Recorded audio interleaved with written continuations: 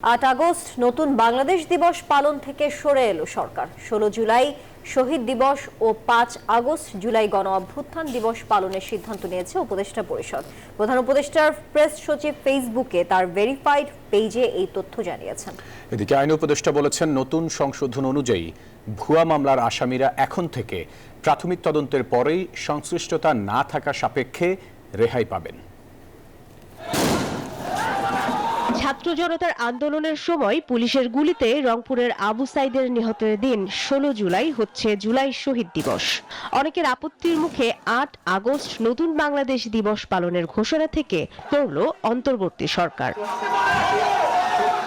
রোববার প্রধান উপদেষ্টা ডক্টর মোহাম্মদ ইউনূসের সভাপতিত্বে উপদেষ্টা পরিষদের বৈঠকে এই সিদ্ধান্ত হয়। পরে প্রধান উপদেষ্টার প্রেস সচিব শফিকুল আলম ফেসবুক পোস্টে আরও জানান, 5 আগস্টকে জুলাই গণ অভ্যুত্থান দিবস হিসেবে ঘোষণা করা হয়েছে। কিছু গুরুত্বপূর্ণ সিদ্ধান্ত হয়েছে। একটা সিদ্ধান্ত উনি অলরেডি প্রেস স্টেটমেন্টের মাধ্যমে জানিয়ে দিয়েছেন। এদিকে উপদেষ্টা পরিষদের বৈঠকে ফৌজদারি কার্যবিধির একটি সংশোধন অনুমোদন করা হয়। পরে রাজধানীর ফরেন সার্ভিস একাডেমিতে ব্রিফিংয়ে আইন উপদেষ্টা এই তথ্য জানান। বলেন, সংশোধিত আইনে ভুয়া মামলা কিংবা মামলার আসামিরা এখন থেকে প্রাথমিক তদন্তের পরেই সংশ্লিষ্টতা না থাকা সাপেক্ষে রেহাই পাবেন।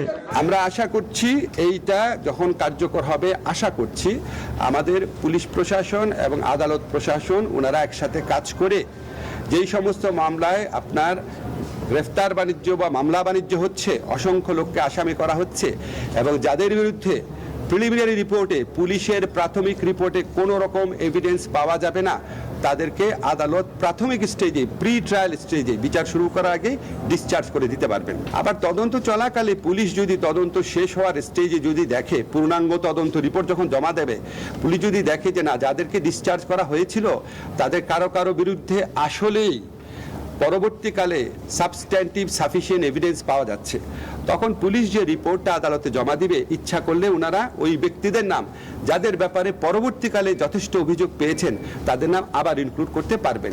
এদিকে ঢাকায় প্রাথমিকভাবে 3 বছরের জন্য চালু হচ্ছে জাতিসংঘ মানবাধিকার বিষয়ক কার্যালয়। রোববার উপদেষ্টা পরিষদের বৈঠকে সমঝোতা স্মারক অনুমোদন দেওয়া হয় বলে জানিয়েছেন আইন উপদেষ্টা। বাংলাদেশে জাতিসংঘের মানবাধিকার বিষয়ক একটা অফিস হবে। এটা অফিসটা হবে প্রাথমিকভাবে 3 বছরের জন্য। মারুফা রহমান, নিউজ 24, ঢাকা। ভালো থেকে